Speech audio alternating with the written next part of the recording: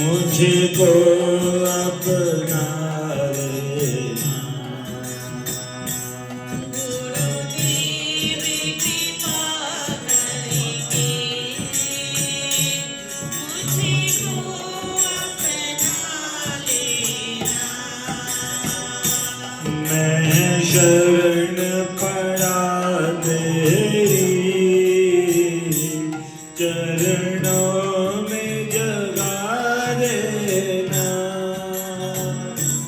मैं शरण पड़ा तेरी चरणों में जगा देना। चरणों में जगा देना। चरणों में जगा देना। गुरुदेव कृपा करके मुझको अपना लेना। गुरुदेव कृपा करके मुझको अपना लेना। करुणानिधि नाम तेरा करुणा बरसाओ तुम।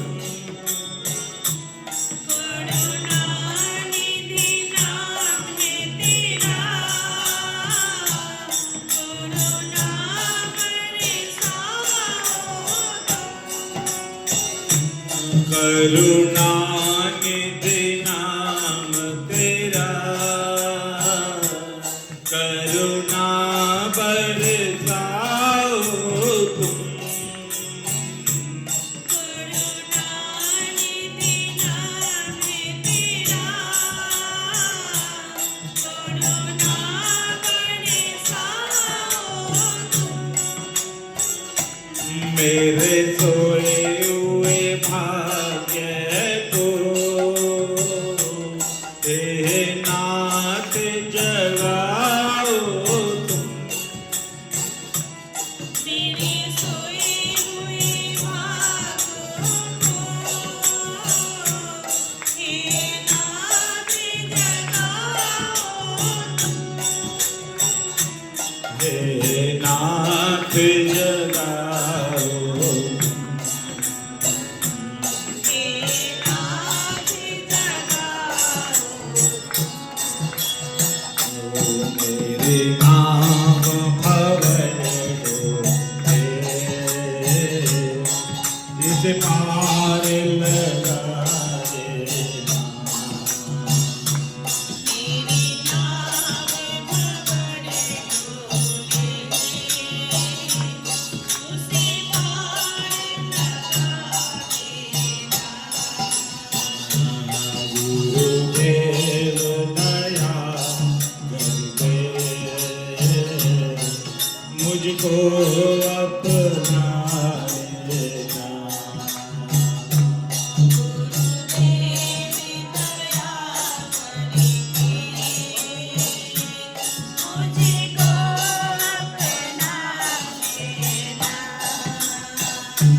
तुम सुख के सागर हो भक्ति के सहारे हो।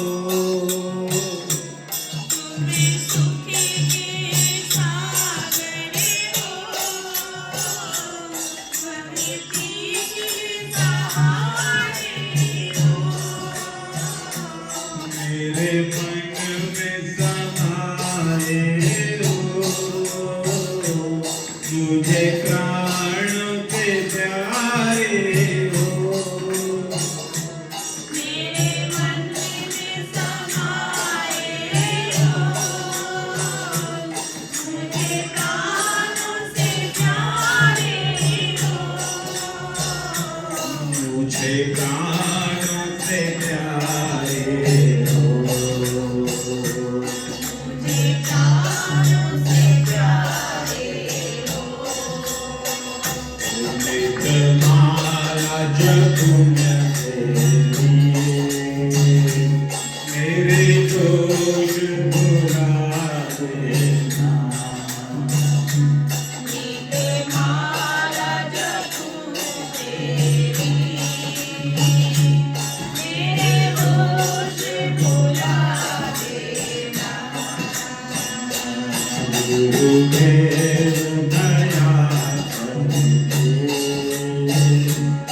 मुझको अपना लेना।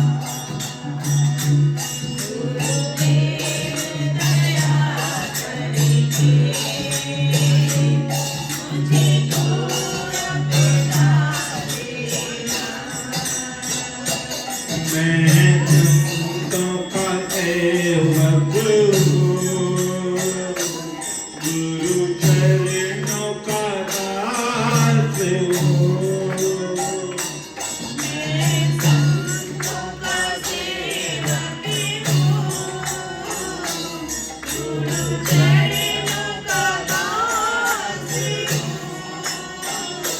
मैं संतों का सेवक हूँ, गुरु चरणों का दास हूँ।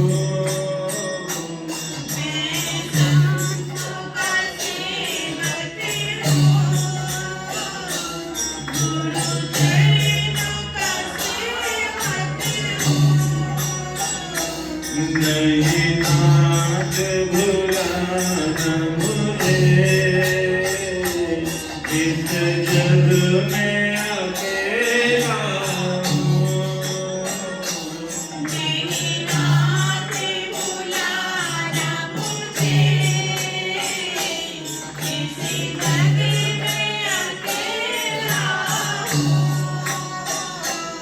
इस जग में अकेला हूँ।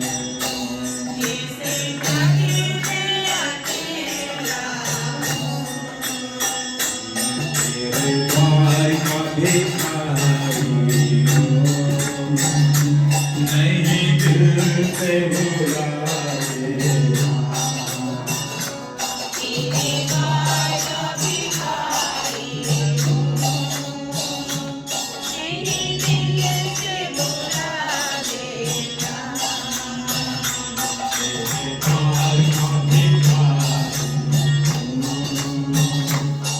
नहीं दिल से बुलाए।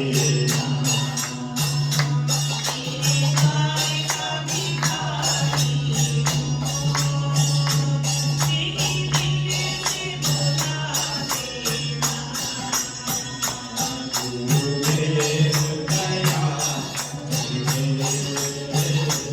मुझको अपना लेना।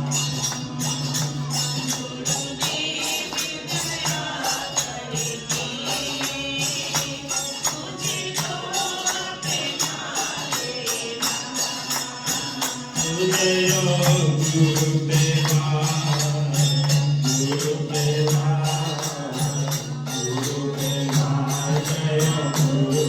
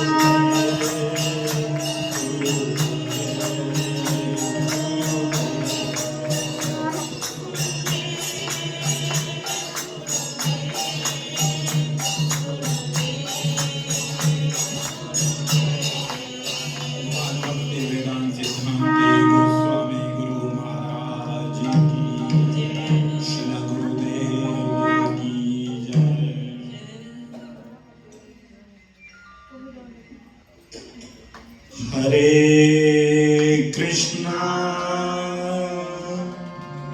Hare Krishna, Krishna Krishna, Hare Hare,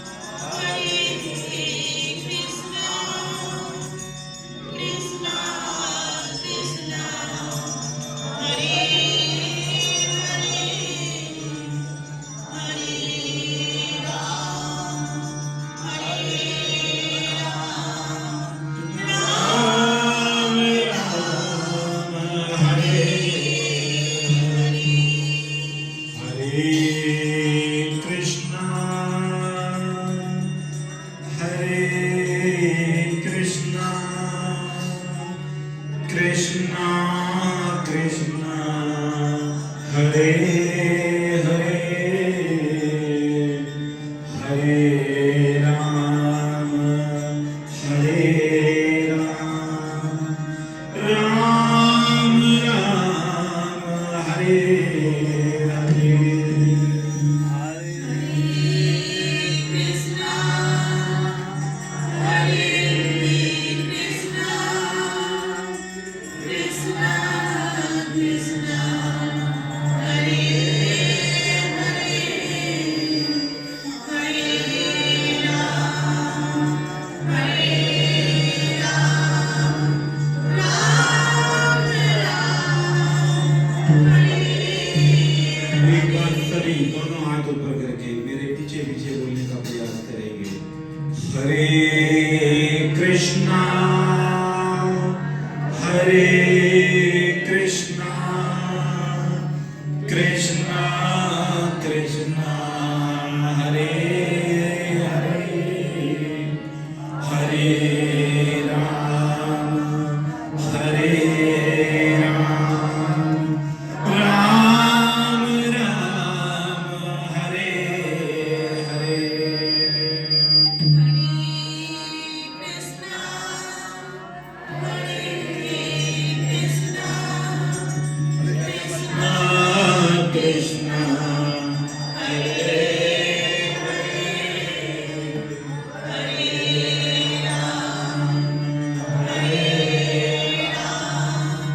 Ram Ram हरे राधे मेरी स्वामिनी मैं राधे को दाऊं राधे मेरी स्वामिनी मैं राधे को दाऊं जन्म जन्म मोह लिया श्री वृंदावन वास श्री वृंदावन वास श्री वृंदावन वास राधा तू बड़ भागनी कौन तपस्या की तीनों लोक के नाथ हैं सो तेरो आधीन सो तेरो आधीन सो तेरो आधीन जय राधा माधव कुंज विहारी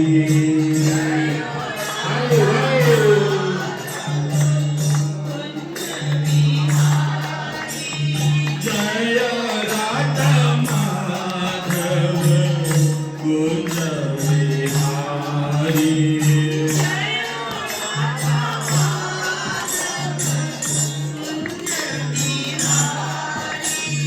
जय राधा माधव कुंज विहारी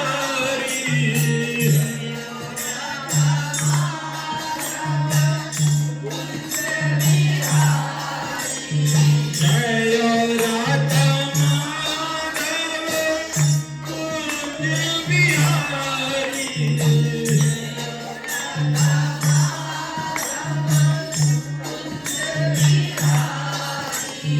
गोपी जन वल्लभ गिरिवरधारी गोपी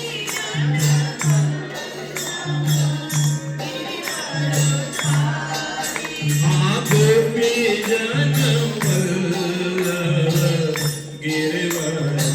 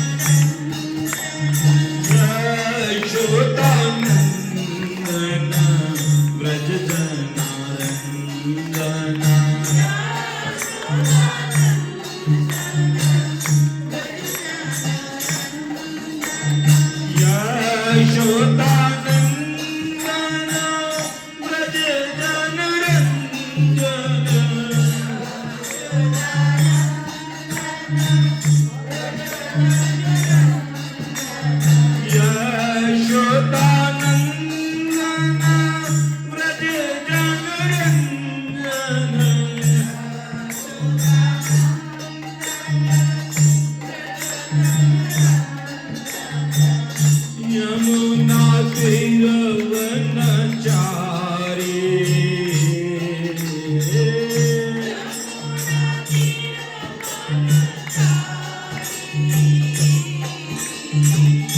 यमुना तीरवनचारी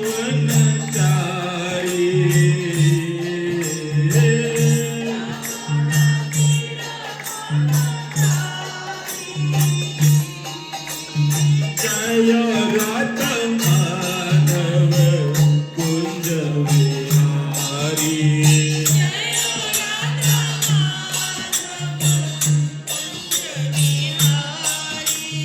जय राधा माधव कुंज विहारी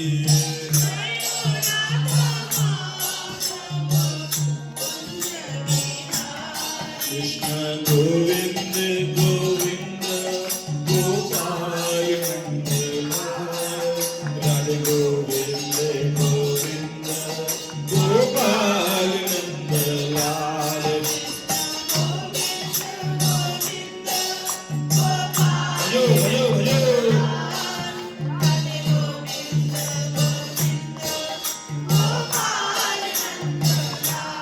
कृष्ण गोविंद गोविंद गोपाल नंद लाल राधे गोविंद गोविंद गोपाल नंद लाल हरियो हरियो Nand Lal Radhe Govind Govind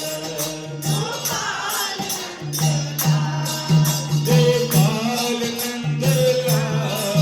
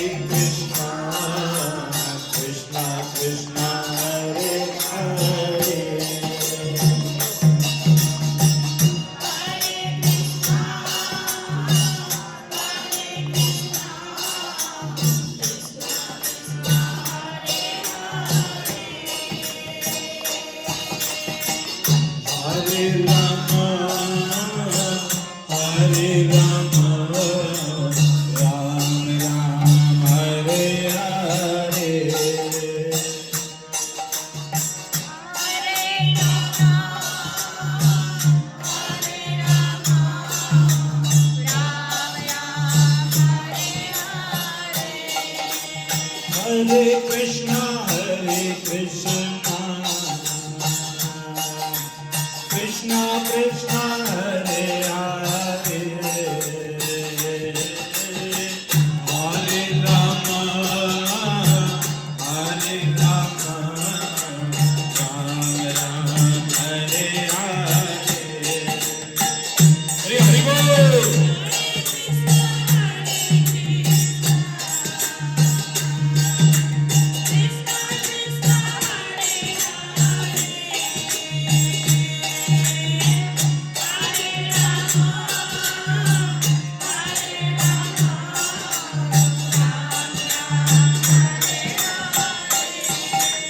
Hare Krishna, Krishna Krishna, Hare Hare, Hare Rama, Hare Rama, Rama Rama, Hare Hare. Hare Bol.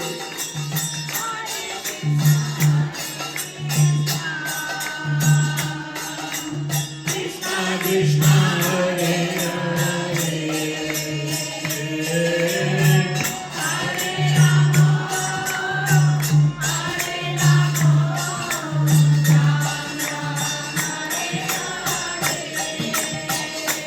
Bolo Hare Krishna Krishna Krishna Hare Hare Hare Rama Hare Rama Rama Hare Hare Hare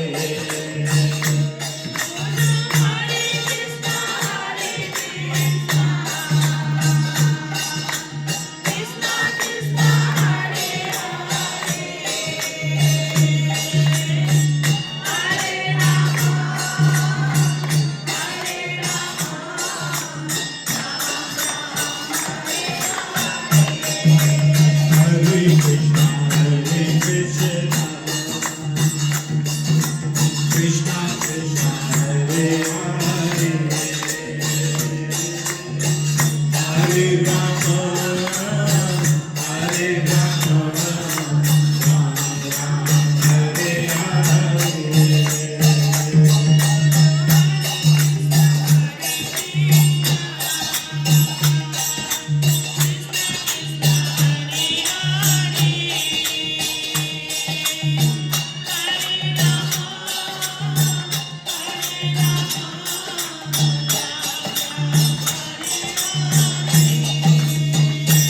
नाम महाधन है अपना नहीं दूसरी संपत्ति और कमानी नाम महाधन है अपना नहीं दूसरी संपत्ति और कमानी छोड़ अटारी अटा जग की हमको दिया रजमाई हमको दिया रजमाई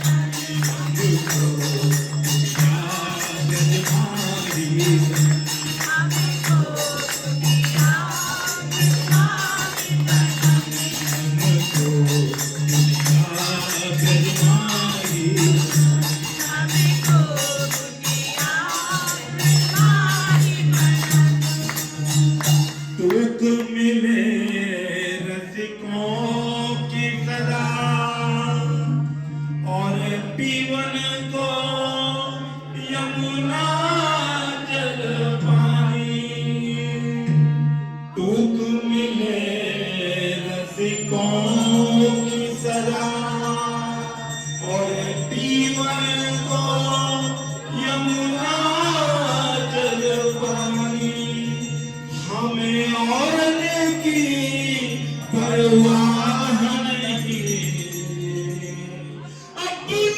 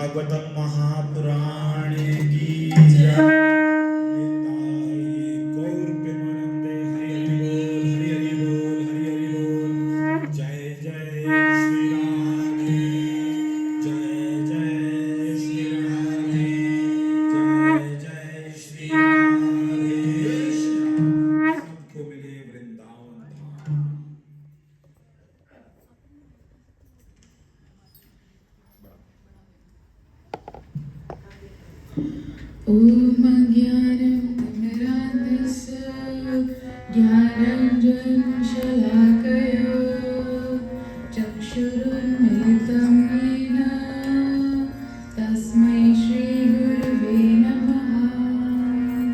वाञ्छाकल्पतरुभ्यश्च कृपासिन्धुभ्य एव च पतितानां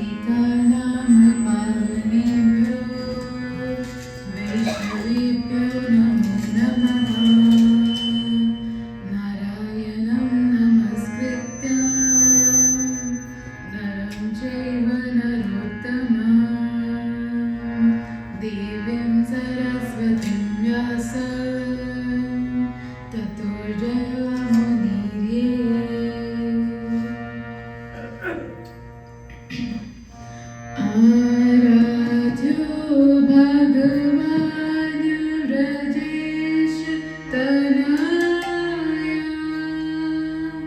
तद्धाम वृन्दावनम्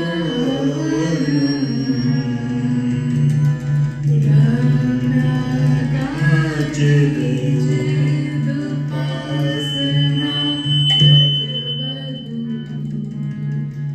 वर्गेन या कल्पिता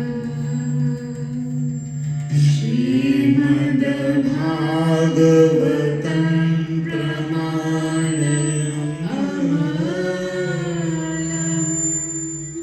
प्रेम पुमर्थो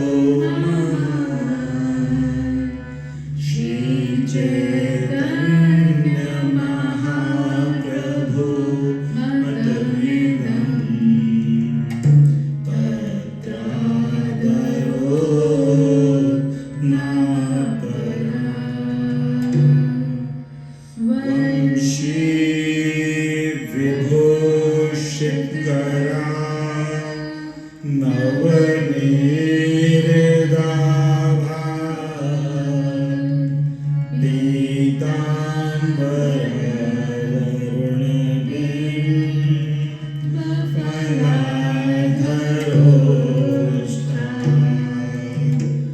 पूर्णेन्द्र सुंदर मुखारविंदनेत्र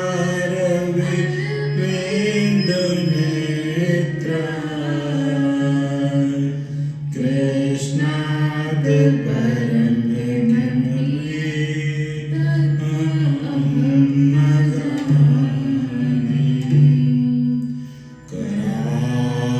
करारविंदे नापदारविंदं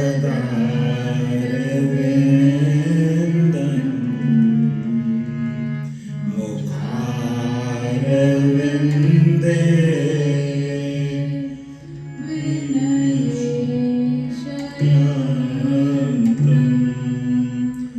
वटस्य पत्रस्य पुटे शयानं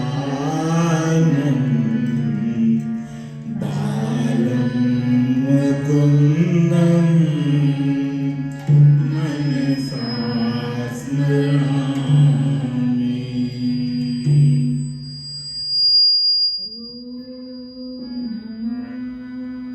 भगवते वासुदेवाय। एक बार सभी अपनी दोनों हाथ आंखें बंद करके हाथ जोड़ करके हमारे पीछे पीछे बोलेंगे ओम नमो भगवते वासुदेवाय। ओम नमो भगवते वासुदेवाय। जय जय श्री राधा जय जय नवल किशोर जय गोपी चित चोर प्रभु जय जय माखन चोर जय जय माखन चोर। बोलो कृष्णचंद्र भगवान की जय। श्रीपाद भक्ति वेदांत सिद्धांति गोस्वामी गुरु महाराज की जय।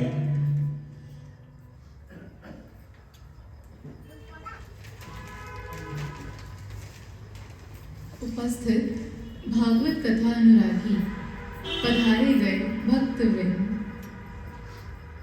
समस्त भारद्वाज परिवार द्वारा, गर्ग परिवार द्वारा एवं दोनों गोयल परिवार द्वारा आमंत्रित एवं निमंत्रित सभी अतिथि गणों को एवं समस्त श्रोत मंडली को मेरा प्रणाम। भागवत जी के पंचम दिवस में आप सभी का स्वागत है। हरे कृष्ण। विशेष धन्यवाद हमारे जो आयोजक आयोजक करने वाले श्री प्रमोद गोयल, उनकी पत्नी सुषमा गोयल, उनके सुपुत्र राहुल गोयल, श्री प्रमोद गर्ग, उनकी पत्नी सरोज गर्ग, उनके सुपुत्र शुभम गर्ग, सुपुत्री निकिता गर्ग, श्री सुरेश कुमार भारद्वाज, उनकी पत्नी विभा भारद्वाज, उनके सुपुत्र संचित और सुपुत्री दीक्षा, श्री हितेश गर्ग, उनकी पत्नी पूनम गर्ग, उनके सुपुत्र देवांश और उनकी सुपुत्री ख्याति। एक बार इन सभी के लिए हरे कृष्ण महामंत्र से स्वागत करेंगे। हरे कृष्णा कृष्णा कृष्णा हरे हरे, हरे राम राम राम हरे हरे। सौभाग्य से गत 4 दिवस से हम भगवान के अवतारों की कथा को श्रवण कर रहे हैं। कई बार लोगों के मन में एक विचार होता है कि ये भगवान ने ये जगत बनाया ही क्यों? क्यों बनाया? ये संसार बनाया ही क्यों? उसमें भी जब हम बड़े दुखी होते हैं ना, जब दुख आता है तब अवश्य आता है ये दिमाग में कि ओहो, ये बनाने वाले ने, भगवान ने ये संसार क्यों बनाया? क्यों बनाया? और जब हम सुखी होते हैं, बनाने वाले क्या तेरे मन में समाई, तूने काहे को दुनिया बनाई, तूने काहे को दुनिया बनाई। जब हम सुखी होते हैं, हालांकि ये जो सुख है ये क्षणिक है, परमानेंट नहीं है, परंतु हम अपने जीवन में यदि दुखी होते हैं तो सुखी भी होते हैं। जब सुखी होते हैं तब गाते हैं, अभी तो दुखी होने पे गाया काहे को दुनिया बनाई। जब सुखी होते हैं तब गाते हैं धूम मचा ले, धूम मचा ले। कहने का अर्थ, जब सुखी होते हैं तब तो अपने में ही इतना रम जाते हैं कि और कुछ नहीं सोचता। अरे क्या भगवान ठीक है, सब कुछ बहुत बढ़िया चल रहा है, सब कुछ बढ़िया चल रहा है। और जहां थोड़ा सा कोई दुख आया नहीं कि बस भगवान तूने ये दुनिया बनाई ही क्यों? तूने ये संसार रचा ही क्यों? अरे इतना दुख देख करके, हाँ, इतना दुख देख करके क्या तुम्हें कोई खुशी मिलती है? क्या हमारा दुख देख करके तुमको कोई दुख नहीं होता? हम भी तो तुम्हारी संतान हैं। क्या अपनी संतान को देखकर भगवान दुखी नहीं होता? इस प्रकार के भावनाएं हमारी मन में आती हैं। ये भी कहते हैं कि क्या ये भगवान के हृदय में कोई सद्भावना नहीं है? हाँ, कोई सद्भावना नहीं है कि अरे हम दुखी हैं, हम दुखी हैं, उनको देख करके कुछ हो नहीं रहा। तो देखो, जिस प्रकार से इसको कैसे समझें? जिस प्रकार से कोई एक व्यक्ति दुखी हो, हाँ, घर में कोई एक व्यक्ति दुखी हो, अब वो दुखी है, उसको कोई कष्ट है, उसके कारण हो सकता है उनकी पत्नी भी थोड़ी दुखी हो सकता है उनके बच्चे भी थोड़े दुखी हो सकता है आसपास जानने वाले, ऊपर नीचे वाले भी थोड़े थोड़े दुखी हों। पर जितना दुख माता पिता को होता है उतना दुख और किसी को नहीं होता। एक माता पिता को जितना दुख होता है अपनी संतान को कष्ट में देख करके, इस संसार में और किसी को उतना दुख होता ही नहीं है, होता ही नहीं है। आप स्वयं माता पिता हैं, आप स्वयं, ये आप बिल्कुल अपने आप पर भी टेस्ट कर सकते हैं। यदि कुछ होना, परंतु यदि आपका कोई पुत्र पुत्री या पौत्र, उसको थोड़ा सा भी कष्ट हो तो कितना कष्ट होगा आपको, कितना कष्ट होगा। भाई बहन को शायद उतना ना हो, पर अपनी संतान को दुखी देख करके, पीड़ा में देख करके एक माता पिता को जितना दुख होता है अन्य जगत में किसी को नहीं होता, किसी को भी नहीं होता। इसी प्रकार से हम भगवान की संतान हैं। भगवान को जितना कष्ट होता है ना, हमको दुख में देख करके किसी को नहीं होता। उनका हृदय में कष्ट होता है, उनका हृदय दुखी होता है भगवान का हृदय दुखी। और वो अनेक अनेक प्रयास करते हैं कि मैं इस जीव को उस दुख से निकालूं, इस जीव को सुख प्रदान करूं। कैसे करूं, क्या करूं, अनेक अनेक प्रयास करते हैं, भगवान स्वयं करते हैं। और उन प्रयासों में से एक है कि भगवान स्वयं ही अवतरित हो जाते हैं, स्वयं अवतरित हो जाते हैं। वही जो कृष्णदास कविराज गोस्वामी ने कहा, जिन दो पंक्तियों का हम आश्रित लेकर के ये कथा कर रहे हैं। भक्त गण सुख दीते प्रभु अवतार, भक्त जन सुख दीते प्रभु अवतार, भक्त गण सुख दीते प्रभु अवतार, भक्त जन सुख दीते प्रभु अवतार, जहाँ जैसे योग्यता करे न व्यवहार, जहाँ जय जगता करे व्यवहार, भक्त गण सुख दीते प्रभु अवतार, भक्त जन सुख दीते प्रभु अवतार, जहाँ जैसे योग्यता करे न व्यवहार। जहाँ जय युगता करे व्यवहार। देखो, भगवान कह रहे हैं कि जहाँ जैसा हो पाता है वैसा व्यवहार करते हैं। यदि गिरिराज उठाना पड़े भक्तों की सुख के लिए तो गिरिराज उठाएं। यदि अर्जुन का रथ हाँकना पड़े, अपने भक्त के सुख के लिए रथ हाँकना पड़े तो रथ भी हाँके। भक्त गण सुख दीते प्रभु अवतार, भक्त जन सुख दीते प्रभु अवतार, प्रभु लौकिक रीति नायक जाना, कब लौकिक रीति जय नायक जैना, प्रभु लौकिक रीति नायक जाना, कब लौकिक रीति जय नायक जैना, प्रभु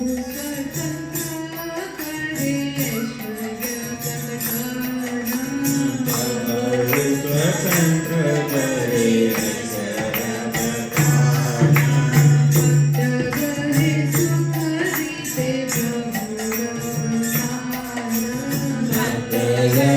सुख दीते प्रभु अवतार। भक्तों के सुख के लिए, केवल और केवल उनकी हित के लिए भगवान अवतरित होते हैं। आइए भगवान का एक और अवतार, ऋषभिर्यचितो भेजे नवमं पार्थवीतवान् वपु,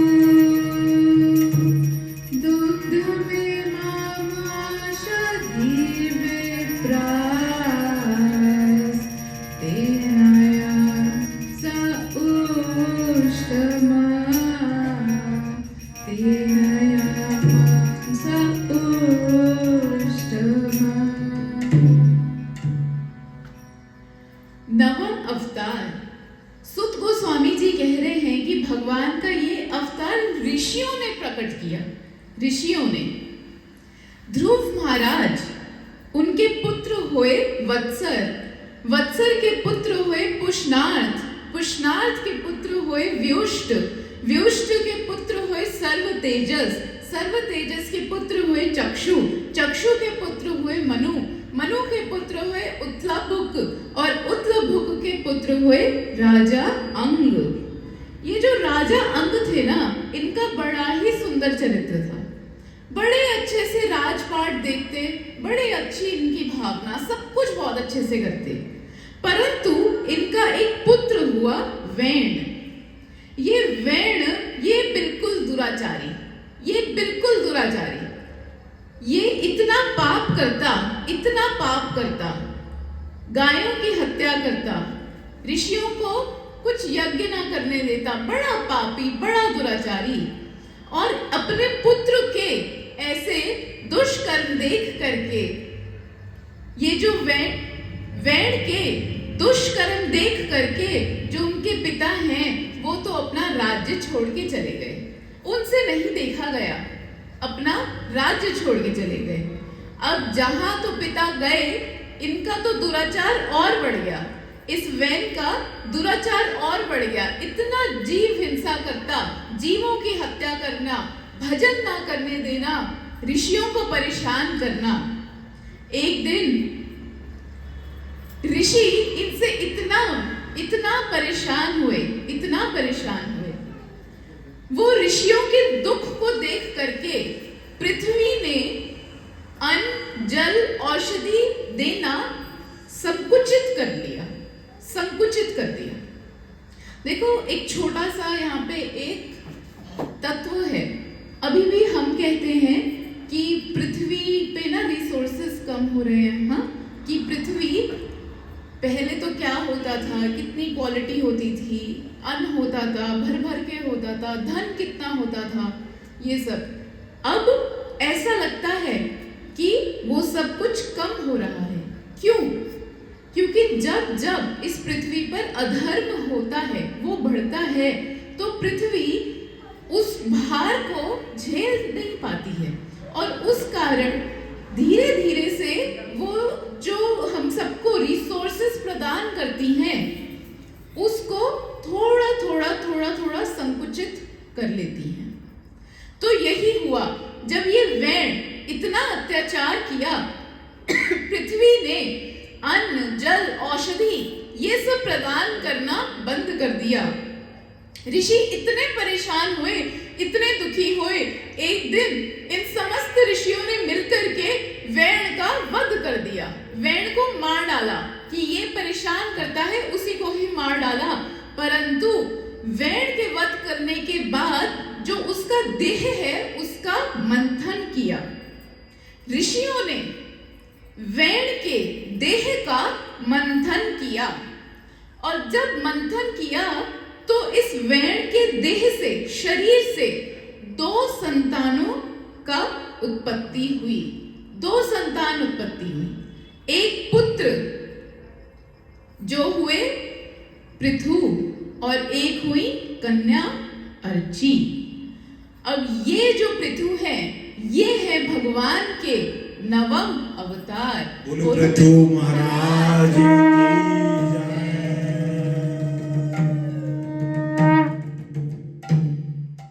पृथु महाराज भगवान के 27वें अवतार हुए।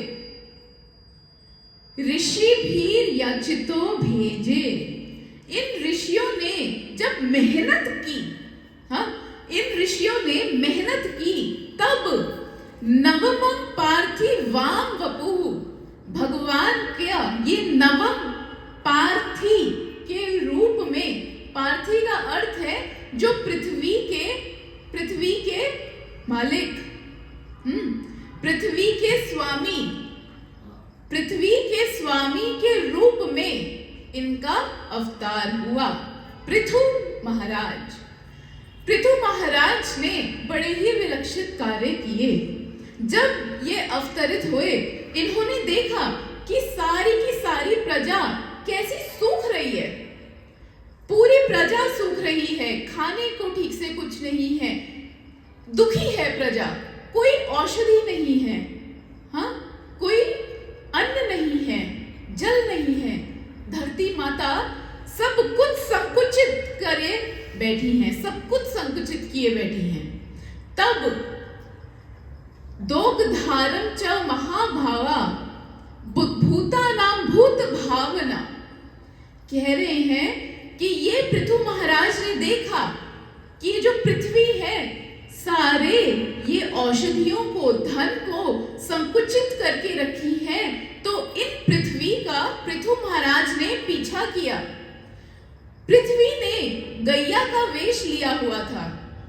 गैया का पृथ्वी का पीछा किया और पीछा करने के बाद उन पृथ्वी माता से निवेदन किया कि आप वापस से ये अन्न जल औषधि प्रदान करें। उन जो गैया, जो पृथ्वी रूपी गैया उस वक्त थी, उनका दोहन किया और सभी ये जितनी औषधियां थी और जितना धान था, जितना भोजन था, जल था, सबको वापस प्रकट किया। सारी प्रजा बड़ी ही खुश हुई, पूरी प्रजा बहुत खुश हुई। फिर पृथु महाराज ने यज्ञ किए, खूब सारे यज्ञ किए। और यज्ञ करना तो ना, वास्तव में बताएं तो केवल एक बहाना था। यज्ञ तो केवल एक बहाना था। वो यज्ञ के माध्यम से पृथु महाराज साधु संग कर रहे थे, साधुओं का संग कर रहे थे। उस यज्ञ के माध्यम से भगवान का कीर्तन हो रहा था, भगवान का नाम हो रहा था। और इस प्रकार पृथु महाराज ने पूरे 99 यज्ञ किए। अब वे 100वां यज्ञ करने लगे और इस 100वें यज्ञ में भृगु ऋषि और ऐसे बड़े बड़े ऋषि, सनकादिक ऋषि, ये सब वहां आए। और जब आए तो पृथु महाराज के लिए गुणगान करने लगे, कहने लगे कि सभी मिलकर के पृथु महाराज का गुणगान करो, पृथु महाराज का गुणगान करो। जैसे ही करने लगे वैसे ही पृथु महाराज ने सबको रोका और कहा कि जब तक भगवान है, भगवान को छोड़ करके किसी भी और साधारण व्यक्ति का गुणगान नहीं होना चाहिए। भगवान का होना चाहिए। भगवान को छोड़ के कभी भी किसी व्यक्ति का गुणगान नहीं होना चाहिए। केवल और केवल भगवान का। कहते हैं, साथ कह रहे हैं पृथु महाराज कि सबसे बड़ी हानि क्या है इस संसार में, हमारे जीवन की सबसे बड़ी हानि क्या है?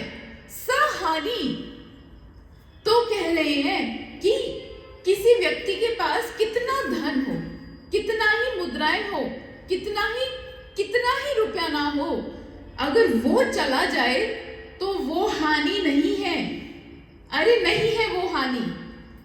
कुछ धन चला जाए, कुछ संपत्ति चली जाए, कुछ जमीन चली जाए, वो वास्तव हानि नहीं है, वो हानि नहीं है। तो हानि क्या है? कह रहे हैं कि यदि एक क्षण भी जो भगवत विस्मृति में चला गया, वो वास्तव में हानि है, वो वास्तव में हानि है। अरे जिस क्षण, जिस घड़ी भगवान का नाम नहीं किया ना, वो वास्तव में हानि है, वो हानि है। ये सोच करके अब लग रहा है कि हमने तो अपने जीवन में कितनी हानि की है, कितनी ही हानि की। बात समझ रहे हैं? अरे यदि एक बार को धन भी चला जाए, ये हमारे शास्त्रों की बात है। ये ऋषि, ये तो भगवान जो के अवतार लेकर के आए, वो स्वयं कह रहे हैं यदि इनकी बात का भी पालन नहीं किया, फिर तो आपके सामने साक्षात भी उतर जाए, तब भी क्या ही मानेंगे।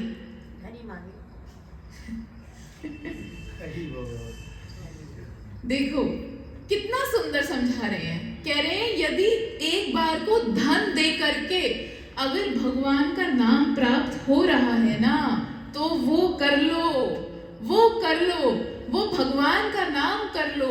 एक एक घड़ी वो भगवान का नाम कर लो, क्योंकि जिस घड़ी भगवान का नाम नहीं किया, उससे बड़ी हानि इस जीवन की और कोई नहीं है।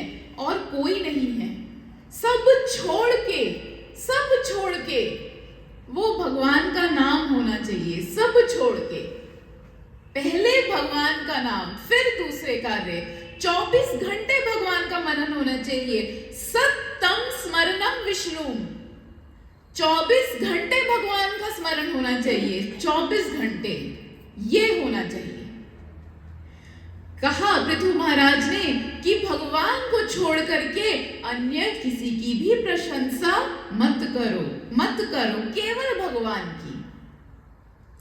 ये 100वां यज्ञ था पृथु महाराज का, और जब भी कोई 99 यज्ञ कर लेता है और 100वें यज्ञ पर आता है ना, ये जो इंद्र है ये बैठे बैठे बैठे बैठे इसका दिमाग चलने लगता है, ये बैठे बैठे इनको भय होने लगता है। इन्हें लगता है कि यहीं कहीं किसी ने 100वां यज्ञ किया नहीं और मेरा इंद्रासन गया। बस इन्हें बैठे बैठे भय होने लगता है। आ गए इंद्र आए और पृथु महाराज के यज्ञ में अनेकों बाधाएं डालने लगे, अनेकों बाधाएं। देखो क्या यहां से भी सीख मिल रही है। हमने कल श्रवण किया था ना कि किस प्रकार कुछ लोग ईर्ष्या कर जाते हैं और बाधा बन जाते हैं। अरे यहाँ इंद्र स्वयं बाधा बना रहे हैं, तो इसमें जब इंद्र बाधा डाल सकते हैं तो हम जो आम मनुष्य है उनका तो फिर कहना ही क्या, वो तो फिर क्या ही रह गया। ये इंद्र ये बाधा डाल रहे हैं, परंतु यदि भक्ति में दृढ़ता हो ना, यदि भक्ति में दृढ़ रहे तो फिर जो मनुष्य, जो व्यक्ति भक्ति में दृढ़ रह जाता है, वो ऐसी जितनी भी बाधाएं आती हैं, जितनी भी अड़चन आती है, उनके सर पे चढ़ करके अपने लक्ष्य को प्राप्त कर लेता है, अपने लक्ष्य को प्राप्त कर लेता है। वो भजन में दृढ़ता होनी चाहिए, भजन में दृढ़ता होनी चाहिए। अरे आ जाए, कोई भी आए, कितनी कितनी अड़चन आएंगी, पर वो भक्ति में केवल दृढ़ता, फिर कुछ भी नहीं और कुछ भी नहीं। इंद्र ये बाधा डालने की कोशिश कर रहे हैं। पृथु महाराज को क्रोध आने ही वाला है कि जितने ऋषि हैं उन्होंने रोक लिया। उन्होंने कहा कि हे पृथु महाराज, आप यज्ञ कर रहे हैं, जो यज्ञ करते हैं या जो कोई कर्म कांड करते हैं या भजन इत्यादि कुछ भी करते हैं, उनको क्रोध नहीं करना चाहिए। आप यजमान हैं, यदि आप क्रोध करेंगे तो क्रोध में यदि ऐसा कोई कार्य किया जाता है तो वो विफल होता है, वो विफल होता है। इसीलिए यज्ञ में, यज्ञ करते हुए, कोई कर्म कांड करते हुए या अन्य ऐसे कोई भगवत की क्रियाएं करते हुए कभी क्रोध नहीं करना चाहिए, कभी क्रोध नहीं करना चाहिए। देखो, जब भी कुछ ऐसे कार्य करने चलोगे ना, ये बिल्कुल आजमाई हुई बात है।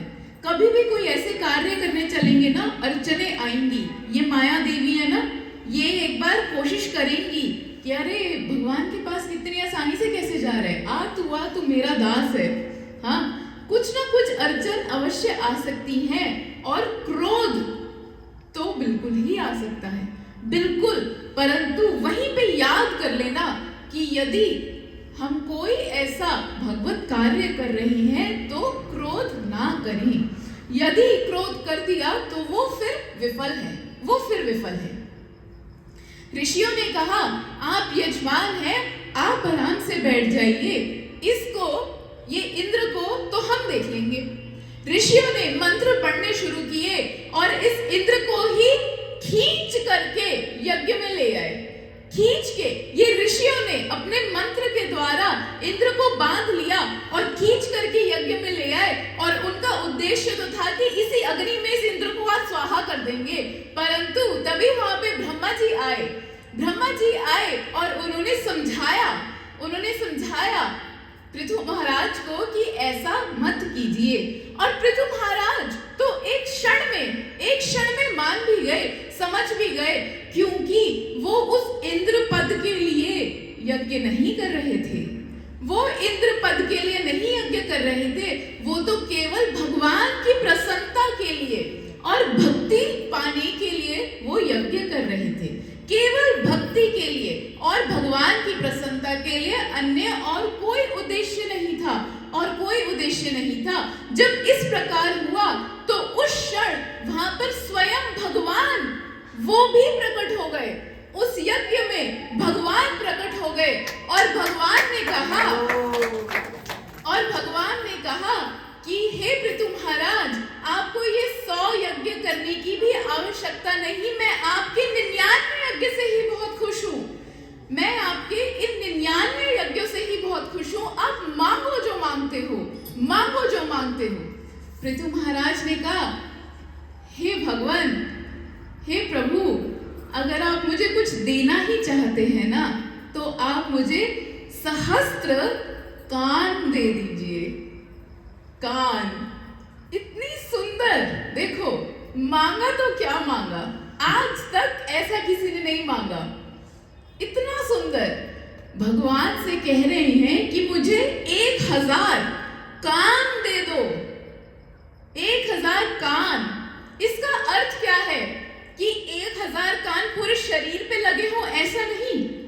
1000 कान सुनने जितनी क्षमता दे दो, जिससे कि मैं आपके कीर्तन को, आपकी कथाओं को निरंतर श्रवण करता रहूं, करता रहूं, करता रहूं। इतने सुंदर, इतना सुंदर, क्या भाव प्रकट किया है यहाँ पे कि ऐसी क्षमता दे दो भगवान कि आपकी कथाओं को निरंतर सुनता रहूं, निरंतर सुनता रहूं। ऐसी क्षमता दे दो। ये इन्होंने मांगा, 1 सहस्त्र कान मुझे दो। ऐसे ये हुए नवम अवतार। बोलो श्री पृथु महाराज की जय।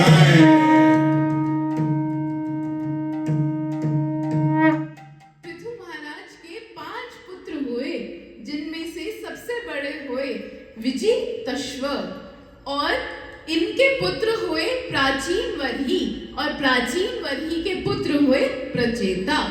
इन्हीं प्रचेताओं को आगे आकर के नारद मुनि ने उपाख्यान, पुरंजन उपाख्यान सुनाया था। आइए भगवान जी का 10वां अवतार। रूपम सजागृह मात्स्यमं चाक्षुषोदधि संप्लवे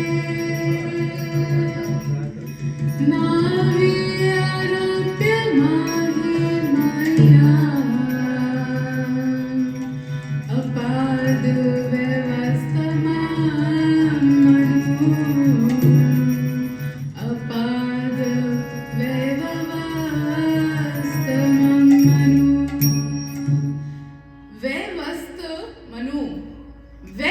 मनु।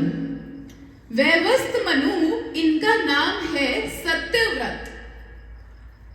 वैवस्त मनु इनका नाम जो है वो है सत्यव्रत। कह रहे हैं भगवान का ये 10वां अवतार भगवान सत्यव्रत को उनके ऊपर कृपा करने के लिए हुआ। इस धरती की बीज और साधुओं की रक्षा करने के लिए हुआ।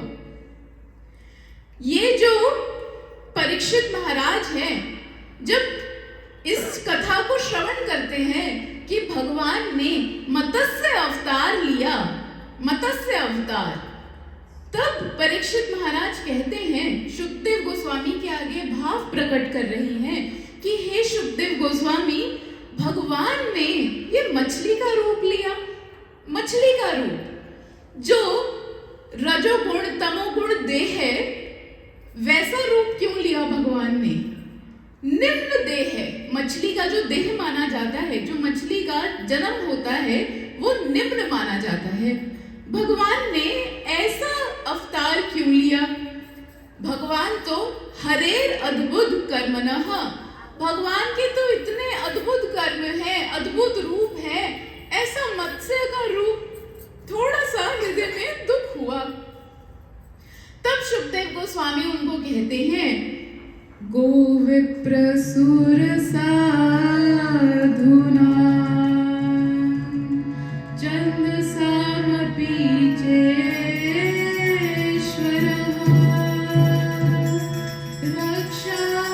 रक्षामिच्छमस्तनु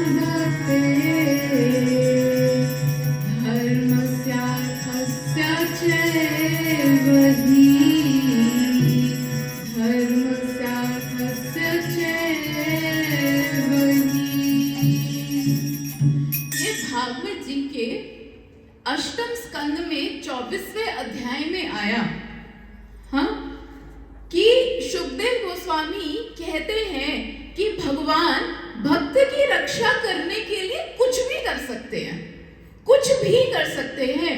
भक्त को सुख प्रदान करने के लिए कुछ भी कर सकते हैं, कुछ भी। कह रहे हैं गैयाओं की रक्षा, भगवान सर्वप्रथम गैयाओं की रक्षा करते हैं। उसके लिए चाहे कुछ भी करना पड़े, सर्वप्रथम गैयाओं की रक्षा करते हैं। फिर कह रहे हैं विप्र माने ब्राह्मण, ये ब्राह्मणों की रक्षा करते हैं। और ब्राह्मणों की रक्षा करने के लिए कुछ भी कर सकते हैं, कुछ भी कर सकते हैं। अरे ये भगवान गैया, ब्राह्मण, सुर माने देवता और साधु, इनकी रक्षा करते हैं। भगवान को ये बड़े ही प्रिय हैं, बड़े ही प्रिय हैं। यदि भगवान को ये बड़े प्रिय है ना, तो इसके लिए हमको भी इनसे प्रेम होना चाहिए, होना चाहिए। हमको भी गैया से, ब्राह्मणों से, देवताओं से और साधुओं से प्रेम होना चाहिए। क्योंकि आप ऐसे नहीं कह सकते कि मुझे भगवान से तो प्रेम है लेकिन उनके हाथ से प्रेम नहीं है। हाँ, भगवान से तो प्रेम है लेकिन उनके चरणों से प्रेम नहीं है, ये नहीं कह सकते।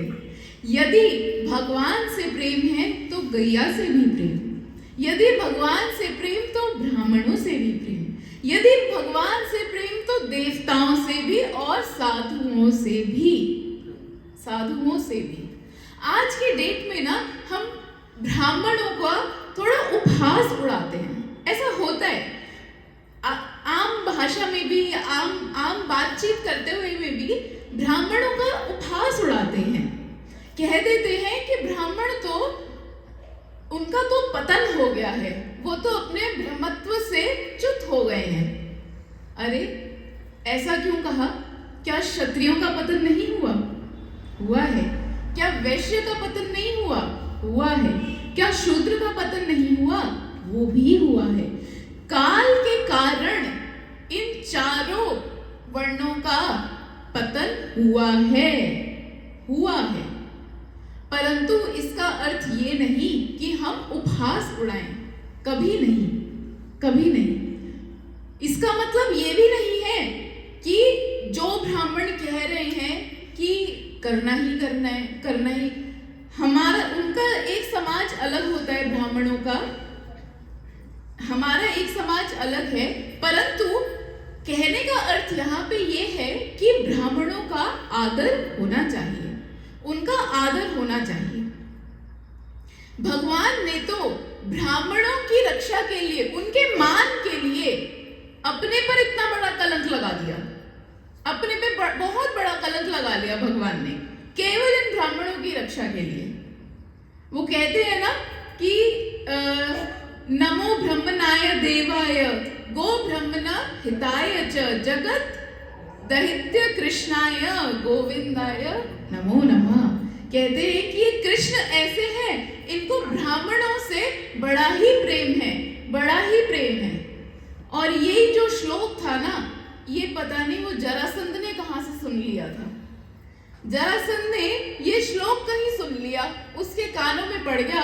उसने कहा कि ये जो कृष्ण है ये ब्राह्मणों से बड़ा ही प्रेम करते हैं, ब्राह्मणों की बड़ी रक्षा करते हैं, ब्राह्मणों की कोई बात खाली नहीं जाती। ये जरासंध मथुरा पर कब से चढ़ाई करने की कोशिश कर रहा था, कब से, और जितनी बार जाता उतनी बार पराजय हो जाती इसकी। अब इसके दिमाग में एकदम से घंटी बजी ये श्लोक कि कृष्ण तो ब्राह्मणों की रक्षा करते हैं। हाँ, जरासंध ने क्या किया, अपने क्षेत्र के जितने ब्राह्मण थे सबको बुलाया, और ब्राह्मणों को तो भोजन बड़ा ही प्रिय होता है। हाँ, और ब्राह्मणों को भोजन प्रिय होता है। इन जरासंध ने सबको इतना भोजन कराया, खूब फीस्ट कराया, सब एकदम माइक पे कहा, हाँ जी ब्राह्मणों, सभी गण, आप सभी तृप्त हो गए? सबने बहुत अच्छे से भोजन पाया? कहते हाँ, बहुत अच्छे से पाया, आनंद हो गया। तो फिर ये जरासंध कहता, चलो अब मुझे एक वर दो। क्या? जबरदस्ती। पहले खिलाया, फिर उसके बाद अब मुझे वर दो। क्या? कि इस बार जब मैं मथुरा पर चढ़ाई करूं तो मैं विजय हो जाऊं, और यदि ना हो विजय तो तुम सबका मैं वध कर दूंगा, तुम सबको मार डालूंगा। सबका एड्रेस मैंने नोट करके रखा है, सबको मार डालूंगा। अब ये सारे ब्राह्मण इतने भयभीत हो गए और त्राहिमाम करते हुए भगवान के पास गए। भगवान ने कहा, टेंशन नॉट, मैं संभाल लूंगा। हाँ, भगवान ने कोई आपत्ति नहीं। इस बार ये आया जरासंध, जब फिर से युद्ध का ऐलान किया, जरासंध आया, और इस बार भगवान कृष्ण ने किया क्या? सामने से देखा कि जरासंध आ रहा है और रण को छोड़ करके, पीठ दिखा करके भाग गए। रण छोड़ भगवान की। ये देखो, ब्राह्मणों की रक्षा के लिए भगवान ने स्वयं को कलंकित कर दिया। आज तक सब भगवान को कहते हैं रण छोड़ है ये, रण छोड़ भगवान की जय। ऐसे रक्षा करते हैं।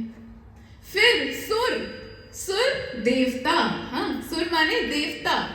देवताओं के लिए भी देवता इनकी जैसे एक कोई कंपनी के मालिक हैं, उनके नीचे एम्प्लॉइज हैं, उसी प्रकार से ये जो देवता हैं ये सभी भगवान के ही गण हैं।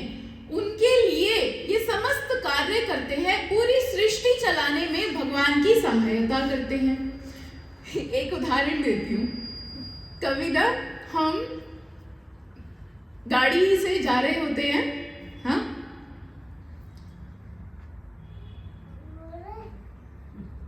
नहीं, ये उदाहरण थोड़ी देर बाद देती हूँ तब ज्यादा सटीक बैठेगा, ज्यादा समझ आएगा। देवता जो है उनका हमें हमेशा आदर करना चाहिए। इन देवताओं को हमें हमेशा आदर करना चाहिए, कभी भी निरादर नहीं करना चाहिए, चाहे हम भक्ति में हैं चाहे नहीं हैं। गोपियों ने भी, देखो, गोपियों ने भी प्रेम कृष्ण से किया, परंतु माता कात्यायनी, हाँ, उनके पास जाती थी, उनका आदर करती थी, परंतु बस मांगती क्या थी कि किसी तरीके से ये जो नंद का पूत है ये हमारा किसी तरीके से भरतार हो जाए, पति हो जाए। कहने का अर्थ कि देवताओं का आदर करो, हाँ, हाथ जोड़ो, परंतु प्रेम कृष्ण से, वो उद्देश्य भगवान कृष्ण। ऐसी ये जो भगवान हैं रक्षा करते हैं, और ऐसे ही रक्षा करने के लिए भगवान ने ये दशम अवतार लिया, जो कि है मत्स्य अवतार। बोलो मत्स्य अवतार की जय। मनवंतर बदलते हुए प्रलय होने वाला था। वैसे तो मनवंतर बदलते हुए ना प्रलय होता नहीं है, ऐसा जरूरी नहीं है कि जब मनवंतर बदलते हैं कि उस बीच में प्रलय हो, परंतु इस बार जब मनवंतर बदल रहा था तो प्रलय होने वाला था। राजा सत्यव्रत ये नदी में स्नान करने के लिए गए। तो जब स्नान करते हैं तो सूर्य को ऐसे जल देते हैं। इन्होंने ऐसे अंजलि भरी जल से, तो देखा कि उसमें इतनी छोटी सी मछली इनकी हाथ में आ गई है, और ये मछली इन राजा से कहती है कि हे राजन, इस समुद्र में, इस नदी में बहुत सारी बड़ी बड़ी मछलियां हैं, ये मुझे खा जाएंगी।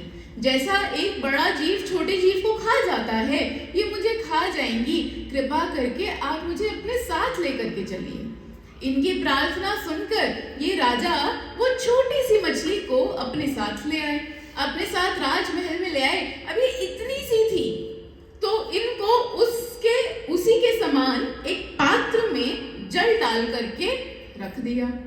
अब जैसे ही रखा ये बड़ी हो गई, ये मछली, ये मत्स्य, ये बड़े हो गए और फिर इनका पात्र बदल के बड़े पात्र में रखा। जब बड़े पात्र में रखा ये और बड़े हो गए। जब और बड़े हुए तो इनको और बड़े पात्र में रखा। जब और बड़े पात्र में रखा तो देखा ये और बड़े हो गए। अब वो पात्र भी छोटा पड़ रहा है। फिर इनको सरोवर में शिफ्ट कर दिया। जब सरोवर में शिफ्ट किया वो और बड़े हो गए, वो सरोवर भी छोटा पड़ने लगा। अब ये मत्स्य को, इन मछली को लेकर के समुद्र में शिफ्ट किया। अब समुद्र में जब शिफ्ट किया इनका आकार इतना बड़ा हो गया, पूर्ण आकार में आ गए, पूरा मत्स्य रूप हो गया। और तब ये राजा सत्यव्रत मछली, वो जो मत्स्य हैं, उनके आगे हाथ जोड़ करके कहते हैं कि आप कोई साधारण मत्स्य तो नहीं हैं, आप कोई साधारण नहीं हैं, आप कौन हैं? तब वे बोले कि मैं विष्णु हूँ, मैं स्वयं विष्णु, और आज से 7 दिन बाद प्रलय आएगा। तुमको एक नाव तैयार रखनी है, उसमें भूमि का बीज साधु उनकी रक्षा करते हुए उनको नाव में बिठाना है। साथ ही साथ वासुकी नाग को लेकर के आना, उसका एक छोर नाव पे और दूसरा छोर मुझसे बांध देना। जितनी देर प्रलय रहेगा उतनी देर मैं तुम्हारी रक्षा करूंगा और तुमको उपदेश दूंगा। अब यही हुआ। 7 दिन बाद प्रलय आया और जो सूर्य है इतना ताप दे रहा है, सूर्य इतना ताप, प्रचंड ताप, मानो जैसे कोटि सूर्य एक साथ तापित कर रहे हो, इतना ताप। जब प्रलय होता है तो पहले सूर्य ताप बढ़ा देता है।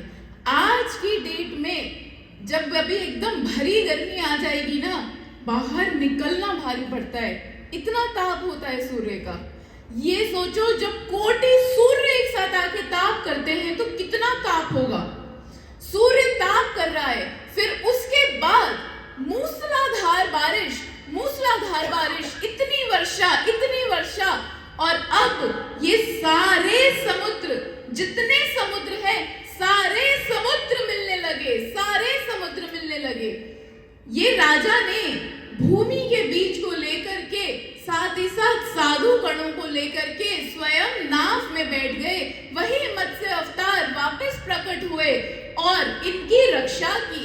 जितने समय प्रलय चलता रहा उतने समय इनकी रक्षा की। और प्रायः ब्रह्मा जी को नींद आ गई थी। उनके उस नींद आने के कारण उनके हाथ से जो वेदों की पोथी है वो छूट गई थी, और वही ज्ञान मत्स्य रूप में भगवान ये राजा सत्यव्रत को दे रहे हैं।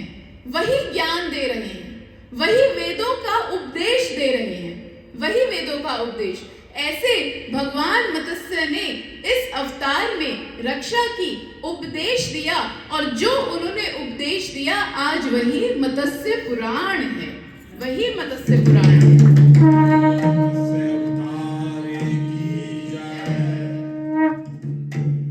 इस प्रकार ये भगवान के 10वें अवतार हुए। अब भगवान के 11, 12 और 13 ये जो 3 अवतार हुए ये एक ही लीला में हुए। एक ही लीला में, कोई बता सकता है कौन सी? भक्तों को छोड़ के नहीं चलो हम ही बता देते हैं। भगवान के ये जो 3 अवतार हैं ये एक ही लीला में हुए। सुरा नामो दधी मत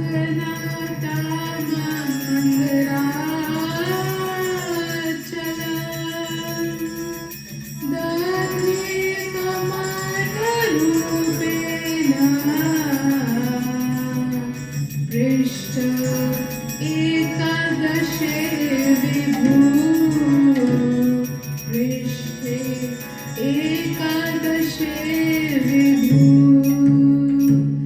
धान्वन्तरं द्वादशमा त्रयोदशमामेव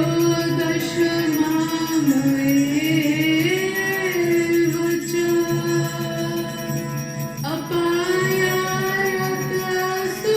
अपायायतसुराकर्ण्या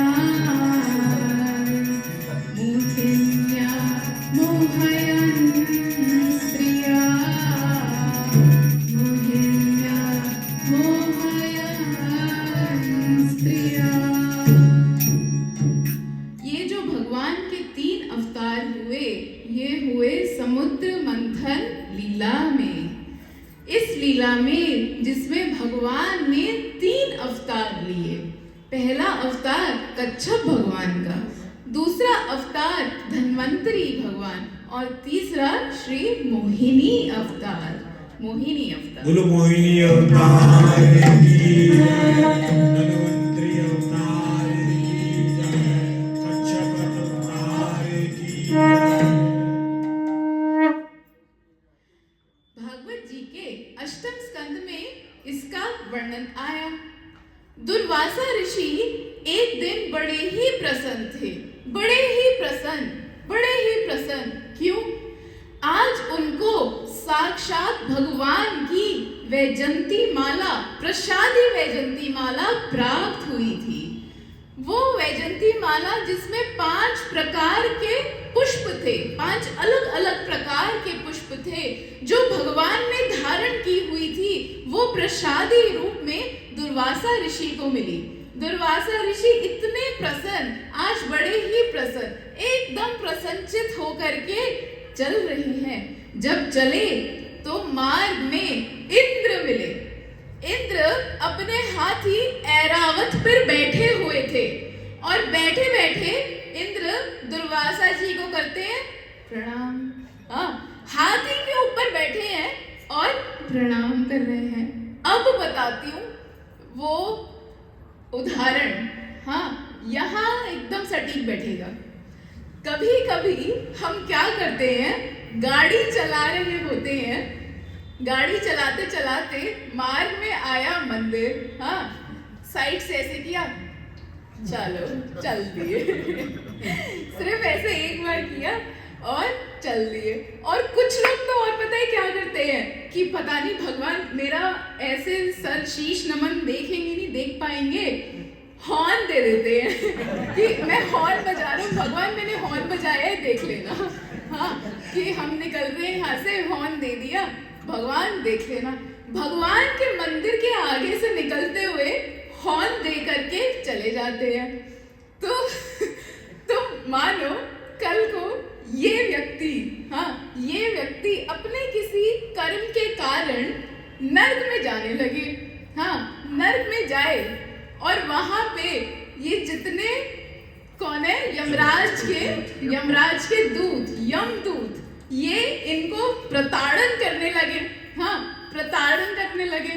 और वहीं से वो राधा कृष्ण अपनी गाड़ी में बैठ करके जा रहे हैं और ये अब प्रार्थना करेगा, भगवान भगवान मुझे बचा लो भगवान, ये बहुत परेशान कर रही हैं, इतना प्रताड़ित, इतना मार रहे हैं, हे प्रभु मुझे बचा लीजिए। प्रभु क्या करेंगे ऐसे किया और हॉर्न मारा, चलो भगवान भी वहां से हॉर्न दे करके फिर निकल जाएंगे। क्यों? देखो गीता में भगवान ने कहा, ये यथामाम प्रपद्यन्ते, ये यथामाम प्रपद्यन्ते ताम सस्थैव भजाम्यहम्, कि जो जितनी मात्रा में मेरी भक्ति करेगा मैं उसी मात्रा में उसको भजूंगा। आप ये मत सोचना कि आप केवल अकेले भक्ति करते हैं भगवान की। यदि आप भगवान की भक्ति करते हैं तो बदले में भगवान भी फिर आपकी भक्ति करते हैं, और जितनी मात्रा में करेंगे भगवान उतनी मात्रा में ही फिर करते हैं। कौन कहता है कि भगवान रेसिप्रोकेट नहीं करते हैं? करते हैं, पूरा करते हैं। पर समझने की बात क्या है कि जितनी मात्रा में हम करते हैं भक्ति, उतनी ही मात्रा में फिर वो करते हैं। तो इस इंद्र ने क्या किया, हाथी के ऊपर चढ़ के बैठा है। अरे दुर्वासा ऋषि भक्त है, ऋषि है, गुरु है, सामने से आ रहे हैं तो इतना नहीं हुआ कि उतर के दंडवत प्रणाम करे, चरण स्पर्श करे। हाथी के ऊपर बैठा है और दुर्वासा ऋषि को कर रहा है हरे कृष्ण, नहीं हरे कृष्णा भी प्रणाम, कि ये शीश को ऐसे करके प्रणाम। लेकिन दुर्वासा ऋषि आज बहुत प्रसन्न है, आज बहुत प्रसन्न है दुर्वासा ऋषि। अरे भगवान का आज प्रसादी माला गले में है, आज वो गल माला लिए घूम रहे हैं दुर्वासा ऋषि। तब भी भगवान ने ये दुर्वासा ऋषि ने प्रसन्न होकर के इसने इंद्र ने भगवान को चाहे थोड़ा गंदा तरी से प्रणाम किया पर किया। दुर्वासा ऋषि आज इतने प्रसन्न है कि इतने में भी प्रसन्न हो गए, इसी में ही प्रसन्न हो गए और इंद्र को कहा, ये अपनी जो माला प्रसादी माला थी उतारी और इंद्र को पहना दी कि ये लो भगवान की प्रसादी माला। अब वो इंद्र ने क्या किया, उस माला को साथ साथ उतार दिया। जैसे नेता होते हैं, नेताओं को देखिए कभी माला पहनते हुए, एक बार मैंने भी देखा था। एक नेता गाड़ी से उतरे, उनके बड़े सारे फॉलोअर्स जो होते हैं, बड़े सारे, और कितनी मालाएं थी, मेरे को लग रहा है लगभग 100-150 मालाएं थी, 100-150 मालाएं। एक ने बस ऐसे पहनाई, वो हाथ से पकड़ के साइड, दूसरा पहनाए, हाँ बस ऐसे करके साइड, एक ने तो हाथ में हाथ ही दे दी, बस साइड। ये नेता ऐसे माला पहनते हैं, जस्ट आई झट करके उतार देते हैं। कभी तो बस ली, और फिर मैंने देखा वो गाड़ी के ऊपर मालाओं की थप्पी पड़ी हुई थी, पूरी थप्पी। तो इस प्रकार ये नेता माला जैसे बस स्पर्श ही करके उतार देते हैं। हरे कृष्णा कृष्णा कृष्णा हरे हरे, हरे राम राम राम। सभी माताओं से विनती है कि अपने अपने फोन को स्विच ऑफ कर दें। कथा में व्यवधान करना बहुत बड़ा अपराध है, इससे सभी को बच के रहना है। अगर स्विच ऑफ ना कर सके तो साइलेंट मोड पे कर दें, और प्रयास भी ये करें कि बाद में फोन अटेंड करें, क्योंकि यहाँ पे आकर के अभी अगर हम बैठ गए हैं तो हम अपने घर पे ही हैं। अगर हम फोन पे बात करते हैं तो यहाँ पे उनका उपस्थिति नहीं है। तो सभी से मैं विनती करूँगा कि किसी का भी फोन आता रहे, आने दो, कहीं नहीं जा रहा, जिसका काम है कर लेगा बाद में। आप अपना यहाँ पे आए तो यहीं पे पूरा मन लगाओ कथा में, क्योंकि आपकी वजह से अगर किसी और का भी ध्यान टूटता है तो उसका अपराध भी आपको ही लगता है। हरे कृष्णा। तो ये इंद्र ने वो गलमाला बस क्या डाली भी नहीं थी, पूरी तरह से उतार करके अपने हाथी ऐरावत के सिर पे यूं रख दी। अब हाथी को क्या पता कौन सी माला है, क्या भगवान की माला है, क्या रखा मेरे ऊपर। हाथी तो ऐसे ऐसे करते रहते हैं। एक दो बार उसने अपनी मुंडी ऐसे हिलाई, वो माला नीचे गिरी, भगवान की प्रसादी माला नीचे गिरी और हाथी के पैर के नीचे आ करके कुचली गई। ये दृश्य दुर्वासा ऋषि ने देख लिया। अब तो जो उनको क्रोध आया, अब वो अपने स्वरूप में आ गए दुर्वासा ऋषि, क्रोध वाले। ये क्रोध आया और देखते ही उस इंद्र को श्राप दे दिया कि इंद्र जिस ऐश्वर्य के पीछे होकर के, जिस धन के पीछे होकर, जिस पद के तू इस अहंकार में आकर के जो भगवान का, भक्त का अपमान किया है ना, जा, जिस प्रकार तूने इस माला को आज धरती पर, पृथ्वी पर फेंक दिया, उसी प्रकार तेरा ये ऐश्वर्य, तेरा पद, तेरा धन नीचे गिर जाए, पृथ्वी पर नीचे गिर जाए। और ये श्राप इसको लगा। श्राप लगते ही तो असुरों ने देख लिया कि ये देवताओं को श्राप लग गया, मौका छोड़ा नहीं। ये अपना चढ़ाई कर दी स्वर्ग पे, स्वर्ग जीत लिया और इंद्र समस्त देवता अब स्वर्ग से च्युत हो गए। जो स्वर्ग से च्युत हुए, अब देवता बड़े परेशान हैं। ये इनकी भी बात ना समझ नहीं आती। कितनी बार धोखा खा चुके हैं ये, तब भी इन्हें समझ नहीं आता। एंड में घूम फिरा करके फिर रोते हुए पहुंच जाते हैं भगवान के पास। हाँ, भगवान के पास सारे देवता, सभी देवता पहुंचे, ब्रह्मा जी, शिव जी सभी के साथ पहुंचे।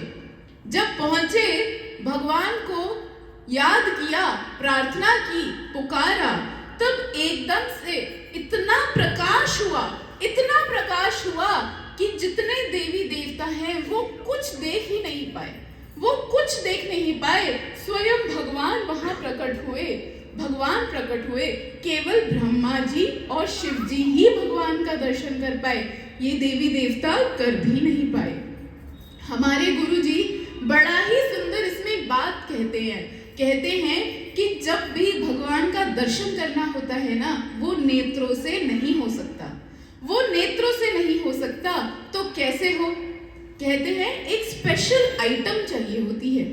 क्या कहते हैं? जिस प्रकार ये माताएं अपने नेत्रों में उनकी शक्ति बढ़ाने के लिए, उसकी खूबसूरती बढ़ाने के लिए काजल लगाती हैं, उसी प्रकार से भक्त लोग अपने नेत्रों में प्रेम रूपी काजल लगाते हैं और उस प्रेम के कारण ही भगवान का दर्शन कर पाते हैं, अन्यथा नहीं हो सकते भगवान के दर्शन। यदि हृदय में प्रेम है, अपने नेत्रों में वो प्रेम है, तो ही भगवान के दर्शन होते हैं, अन्यथा भगवान के दर्शन नहीं होते।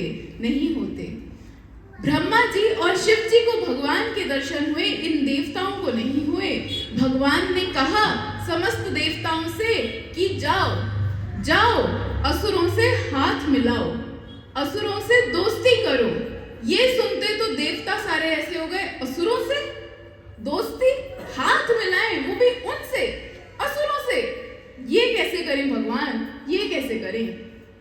तब भगवान एक उदाहरण देते हैं कि मित्रता करनी है तो कैसी करनी है। एक बार क्या होता है, एक जो सपेरा होता है उसने एक सांप को पकड़ा और अपनी टोकरी में बंद कर दिया। अब उस सांप को पकड़ा, टोकरी में बंद किया, तो उसका कुछ खाना वाना भी तो उसको देना ही पड़ेगा, नहीं तो ऐसे तो सांप भूखा मर जाएगा। तो उस सपेरे ने एक चूहा पकड़ा, क्योंकि सांप चूहा खाता है, चूहा पकड़ा और वो भी टोकरी में डाल दिया। अब तो ये जैसे ही चूहा गया टोकरी में, इसके तो पूरे पसीने एक हो गए, सब कुछ, इसके तो प्राण ही निकल गए कि ओहो, मैं तो अपने काल के सामने ही आ गया, क्या करूं, बिल्कुल ऐसे हो गया। ये सांप कहता है, चूहे महाशय डरो मत, मैं तुम्हें खाऊंगा नहीं, तुम तो इतने अच्छे हो, तुम देखो कितने गुणवान हो, मुझे देखो, मेरे ना तो पैर, ना हाथ, ना दांत, मैं तो कुछ भी नहीं कर सकता, तुम देखो कितने गुणवान हो, तुमको भगवान ने क्या तेज दांत दिए हैं। वो चूहा तो अपनी तारीफ, अपनी प्रशंसा सुन के खुश हो रहा है। हाँ, अरे आज तो मेरा शत्रु मेरी प्रशंसा कर रहा है, बड़ा ही प्रसन्न हो रहा है ये।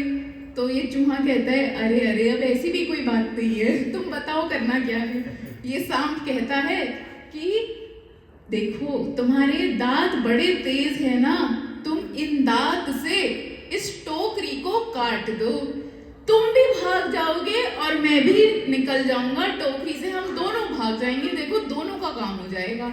चूहा अपनी प्रशंसा सुन के प्रसन्न तो हो ही गया था, अब कहते हैं बात तो सही कह रहे, दोनों निकलते हैं टोकरी से। उसने टोकरी काटी, सर्प पहले निकल गया, हाँ, और सर्प जब बाहर निकला तो मुंह खोल करके बैठ गया और कहता है कि आ जाओ चूहे महाशय, पूरा रास्ता क्लियर है, कोई टेंशन नहीं है, आ जाओ। और वो जैसे ही चूहा बाहर कूदा, ये सर्प के मुख में सीधा और सर्प ने इसको खा लिया। तो भगवान कहते हैं कि मित्रता करनी है ऐसी वाली मित्रता करनी है। और क्या करना है, कह रहे हैं भगवान, समुद्र मंथन करना है, मंदराचल पर्वत लेकर के आओ, वासुकी नाग को रस्सी बनाओ और समुद्र मंथन करो, उसमें से अमृत प्रकट होगा, अमृत का पान करना और फिर युद्ध करना, तुम जीत जाओगे।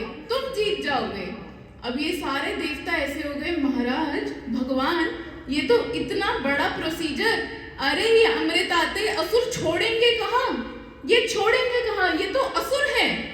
भगवान कहते हैं तुम फल की चिंता मत करो, तुम कर्म करो, बाकी मेरे ऊपर छोड़ दो, मेरे ऊपर छोड़ दो। चलो, अब भगवान ने कहा है तो सारे देवता गए असुरों के पास हाथ मिलाने।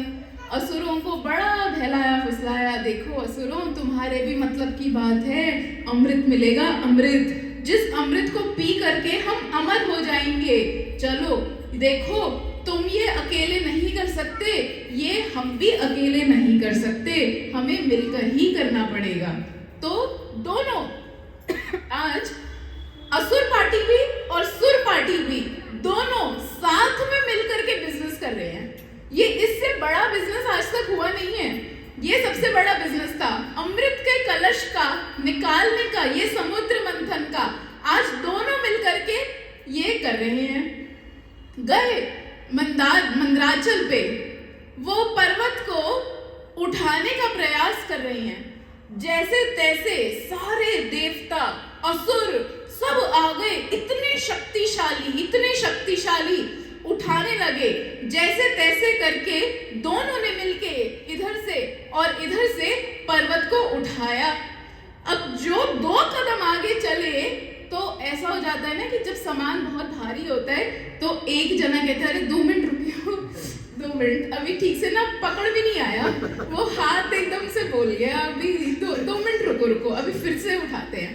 पर ना देवता पहले बोले ना ये असुर पहले बोले। क्यों? जो पहले बोलेगा ना लगेगा कि ये कमजोर है, ये कमजोर है। इस चक्कर में ना देवता पहले बोले ना असुर पहले बोले। और हुआ क्या कि कुछ देवता और कुछ असुर ना वो पर्वत के नीचे भी थे, तो नीचे से भी वो हाथ लगा रहे थे, साइड से भी पकड़ा है, दोनों साइड से और नीचे से भी है।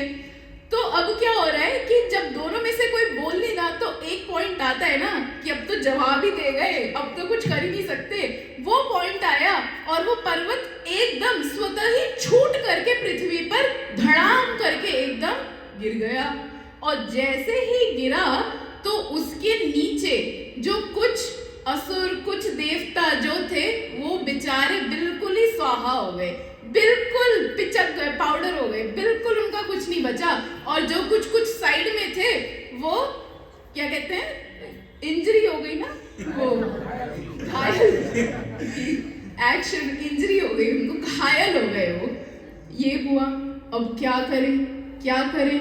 असुर सोच रहे हैं अमृत तो पता नहीं कभी निकलेगा, ये हमारे कुछ संगी साथी और यहाँ पे बेचारे मर गए, क्या करें क्या करें? इतने में भगवान गरुड़ पर बैठ करके श्री गरुड़ ध्वज साक्षात आए, साक्षात आए। बोलो गरुड़ ध्वज भगवान। ये गरुड़ ध्वज आए और इन्होंने एक दृष्टिपात किया, केवल दृष्टिपात किया, सुरों की ओर भी और असुरों की ओर भी, और केवल देखने मात्र से जो जो घायल थे, जिनको इंजरी हो गई थी, वो बिल्कुल शक्तिशाली हो गए, और जो मर गए थे वो तो ऐसे खड़े हो गए मानो जैसे सो करके कोई 10 घंटे की नींद लेके एकदम फ्रेश नहीं खड़ा हो जाता, बिल्कुल ऐसे खड़े हो गए। भगवान की केवल दृष्टि मात्र से, केवल दृष्टि से देखो तो भगवान की जो दृष्टि है कितनी सुंदर है, कितनी करुणामयी है। अरे भगवान की केवल दृष्टि ही नहीं, भगवान का रूप कितना सुंदर है। जिस रूप को एक बार अगर कोई जान जाए ना, भगवान के जिस रूप को कोई एक बार जान जाए तो उनके पीछे भागे बिना, उनको प्राप्त किए बिना रह नहीं सकता।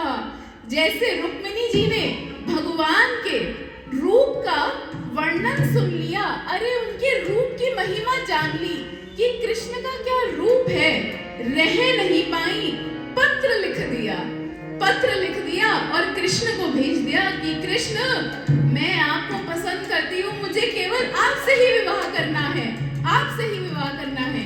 कृष्ण कहते हैं कि अरे रुक्मिणी तुम इतने बड़े घर की हो, शोभा नहीं देता। ऐसे ही पत्र लिखना। तो रुक्मणी कहती है, आप मेरी छोड़िए भगवान, यदि कोई भी आपके रूप को, आपके गुणों को जान जाए ना, तो आपको प्राप्त किए बिना वो रह ही नहीं सकता, रह ही नहीं सकता। मेरे बांके बिहारी लाल, तू इतना ना करियो श्रृंगार, नजर तो है लग जाएगी,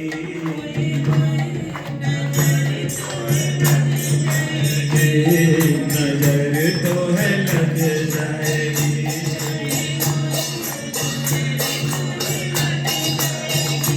मेरे बांके बिहारी लाल, तू इतना ना करियो श्रृंगार, नजर तो है लग जाएगी,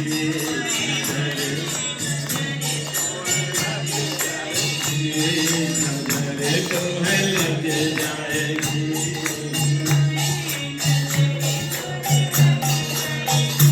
मेरे बांके बिहारी लाल, तू इतना ना करियो श्रृंगार, नजर तो है लग जाएगी, नजर तो है लग जाएगी।